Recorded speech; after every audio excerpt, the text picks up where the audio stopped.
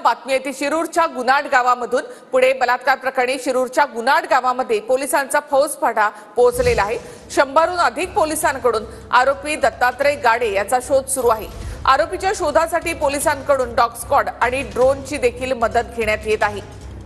आरोपीच्या शोधासाठी 100 पेक्षा जास्त पोलिसांचा फौजफाटा सध्या गुनाड गावामध्ये पोहोचलेला आहे। ड्रोनच्या माध्यमातून देखील इथल्या उसाच्या शेतीमध्ये आरोपीचा शोध घेतला जातोय।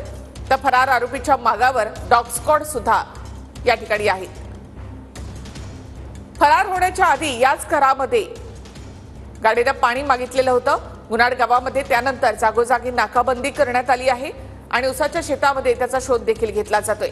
हेच ते घर आहे ज्या ठिकाणी आरोपींना पाणी मागितलं होतं। पाणी पिऊन त्यानंतर तो इथून गेला होता अशी माहिती ग्रामस्थांकडून देण्यात आली आहे। स्वारगेट बलात्कार प्रकरणातला आरोपी शिरूर जवळच्या गुनाड गावातच लपल्याचा संशय पुणे पोलिसांना आहे।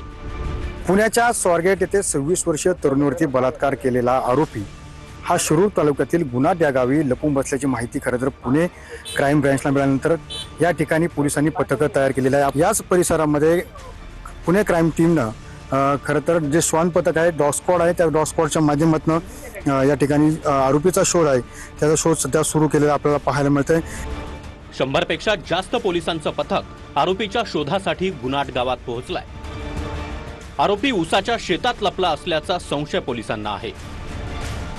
त्यामुळे पोलिसांनी ड्रोनच्या माध्यमातून देखील शोध घेण्यास सुरुवात केली आहे। पुण्याच्या स्वारगेट येथे 26 वर्षीय तरुणीवरती बलात्कार केलेला आरोपी हा शिरूर तालुक्यातील गुनाड या गावी लपून बसल्याची माहिती खरं तर पुणे क्राईम ब्रँचला मिळाल्यानंतर या ठिकाणी पोलिसांनी पथकं तयार केलेलं आहे। याच परिसरामध्ये पुणे क्राईम टीमनं खरं तर जे श्वान पथक आहे, डॉग स्क्वॉड आहे, त्या डॉग स्क्वॉडच्या माध्यमातून या ठिकाणी आरोपीचा शोध आहे त्याचा शोध सध्या सुरू केलेला आपल्याला पाहायला मिळतंय।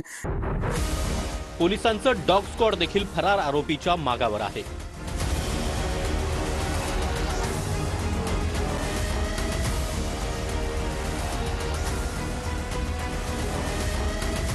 पोलिसांनी गुनाड गावाच्या जवळ ठिकठिकाणी नाकाबंदी केली आहे।